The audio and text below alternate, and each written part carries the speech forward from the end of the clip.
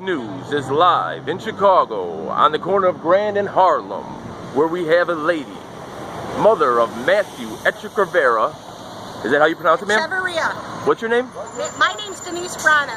And you're out here with picket signs, protesting, supporting. What is exactly going on today? The innocence of my son and other innocent people that have been wrongly convicted. There are so many with the City of Chicago Police Department corruption. Just pinning murders and cases on people. Majority of the people are black and Hispanic. That's the majority of the people. Yes, yes. He's been in jail for 20 years for a murder he did not commit. We have no evidence. There's nothing holding him there but the corrupt system. Okay. We need all the support we can get. So it was about 20 years ago in which a murder happened just down the block. Just down the block here on Harlem Avenue. On Harlem? I'm sorry, on Grand Avenue. On Grand Avenue, just east of Harlem. Correct. In which a murder happened, in which the Chicago police, the 25th District?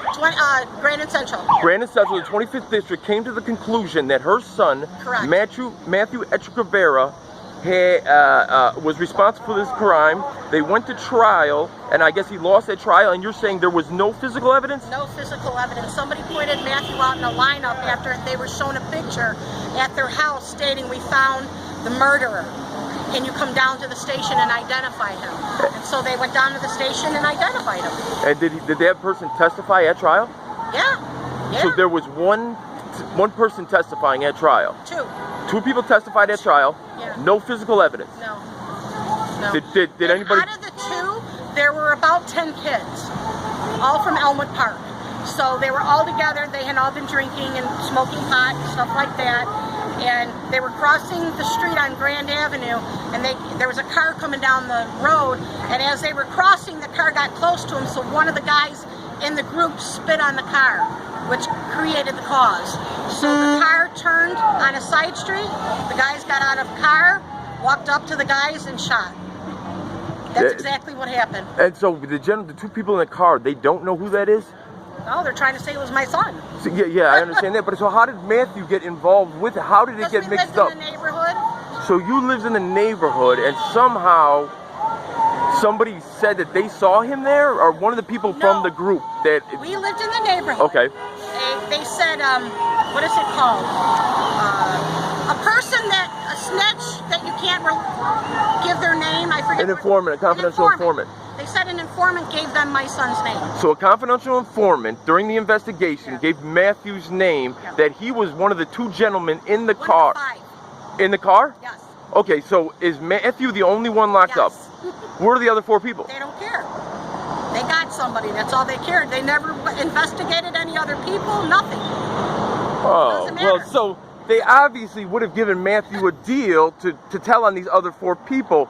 But Mathew, if he did not do it, he couldn't tell on anybody. He couldn't. He said, "Look, I didn't do this. It wasn't me." He doesn't even have anybody to say any. I can't even say, "Listen, give me a deal of 5 years, 10 years, and I'll roll over on these other 4." But there is no other 4 to roll over on because he was not there.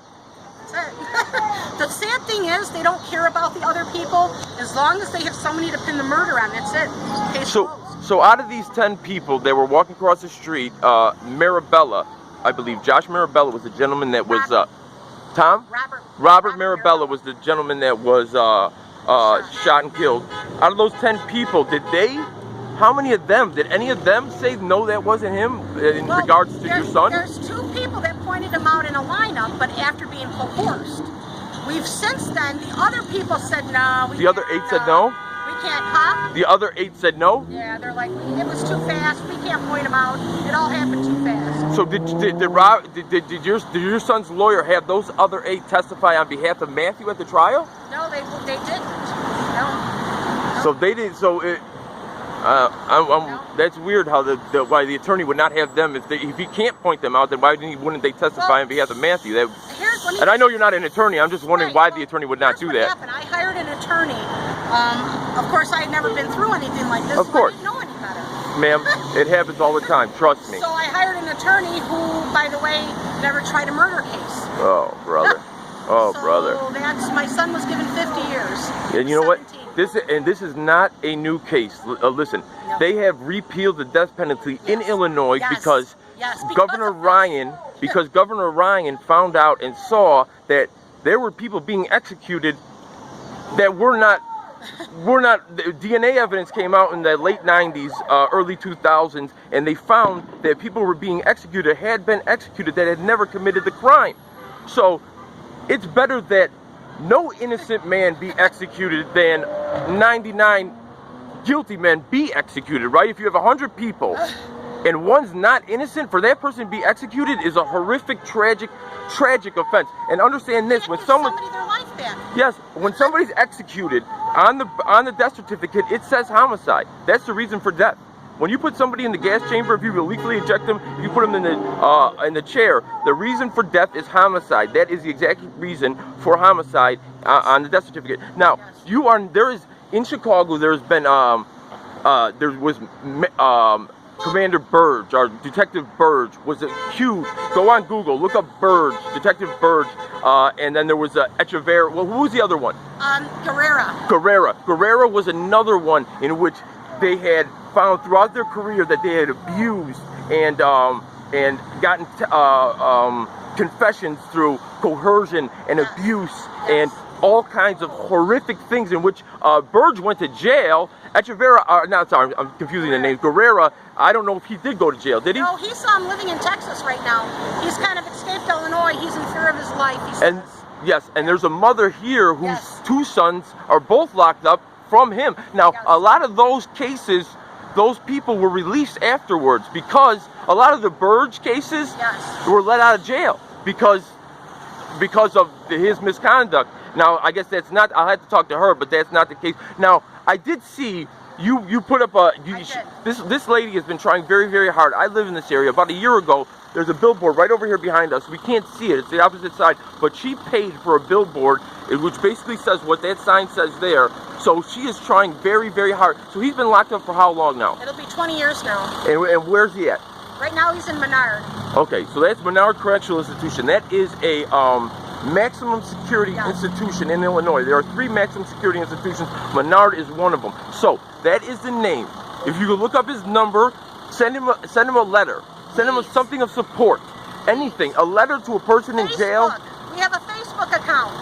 Tell me what the Facebook is. Mathew Echevarria. Mathew Echevarria. Yes. Okay, the 25th District, and the gentleman over there, the detectives, are the ones that came to the conclusion that he did it, even though there was 5 people in the car, there was 10 witnesses, 1 person died, and only 1 person is in jail for this.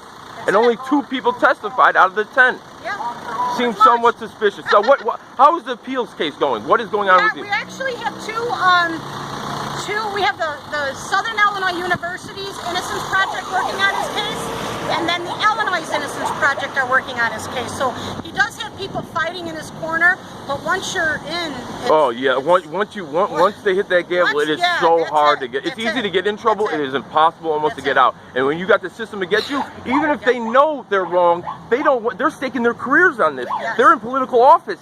So it's a point to where, okay, we might know he is not guilty, but if they find that out, we're screwed.